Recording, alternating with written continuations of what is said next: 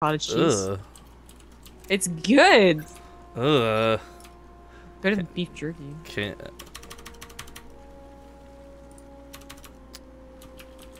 Nailed it.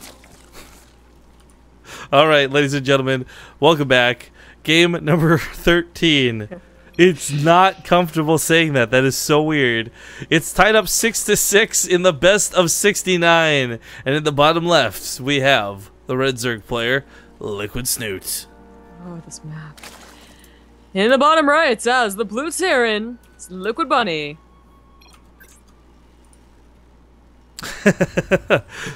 We are professionals after all, Bunny. I was gonna say, yeah. Yeah, it's for those who don't know, if you're an observer, this can be used and abused, where you can hit the plus or the minus key to increase and decrease speed. It's really frustrating when you have folks who don't know that though, and they just leave and remake, and it's like, yeah, as Bunny said, they just regame. I think because there might be some there might be that one guy that says like the first 10 seconds was slow, so it messed up my build. You know, if he ends up losing the game or something. There's always that guy.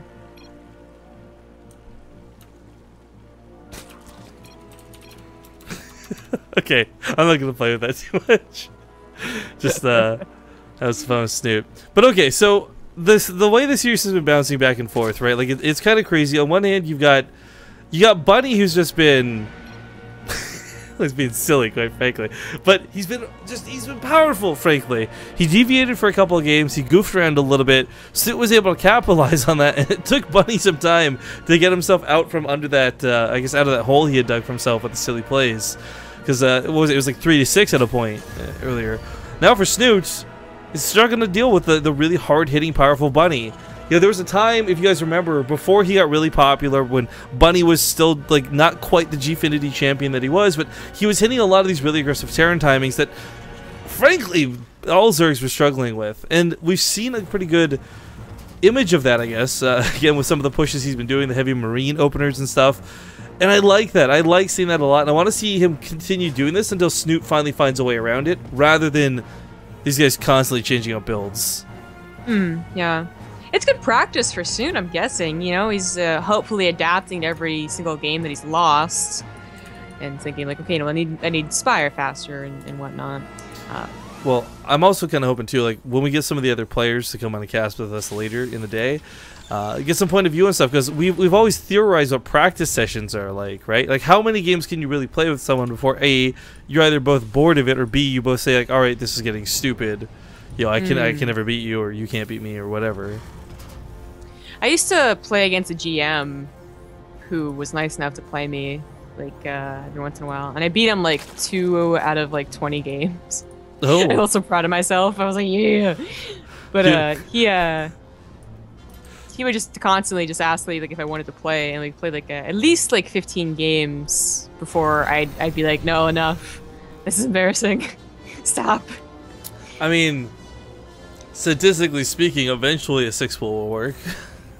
Yeah, you know. Well, I was Terran, so eventually a 2-axe will work.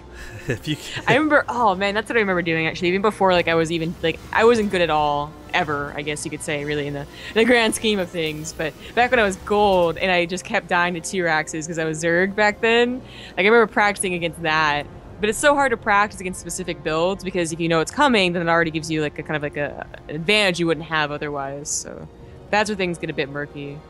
Well, that's not so different than regular StarCraft though. Sometimes you will see blind counters because someone decided to take that risk and say, you know what, I bet you'll blank this game. Let me just counter it blindly.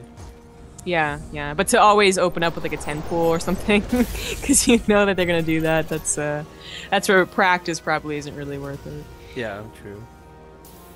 Anyways.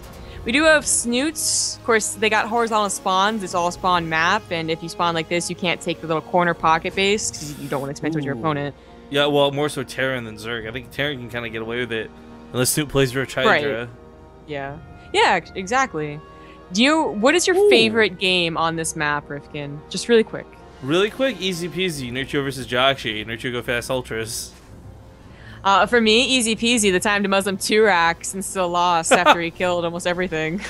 Actually, because at the same time, well, didn't the Muslim also then 2-axe the different series, but then win off of like really slow, terrible mech? Yeah. Yeah, there's been some funny games on Frost. No, I remember the Joshua one specifically because Nurture went like this really fast, like almost, I can't remember if it's 2 or 3 base Ultra build, but Ultra's quick, no armor upgrades, no Cadis plating. They're surprisingly effective against a player who does not see that coming from a mile away.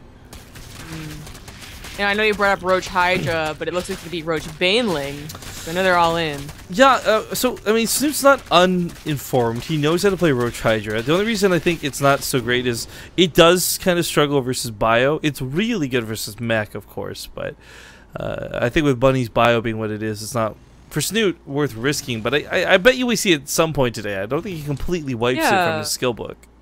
Probably around map 64, I think it was, which is Merry-Go-Round, which was the Roach Hydra map. Yes, but I also hope we don't get to map 64 if I'm going to be completely honest with you right now. Maybe that's why they put it up so high. But this attack was totally unexpected, and while, you know, Snute has units, they're just on each other's sides of the map, so it's a little bit awkward. Nothing in the bunker, though, so this is taking forever to kill. Well, he's not targeting the drones. Oh, but the failings! Oh god, both micro goes poorly. But I think that goes for better for Snute, who still has a gigantic army busting down the bunker finally. Yeah, this is looking really good for Snute, actually. This wasn't even like this big all-in that relied on the Baneling set that the Strugglings flood. The Roaches did what they needed to. They opened the door.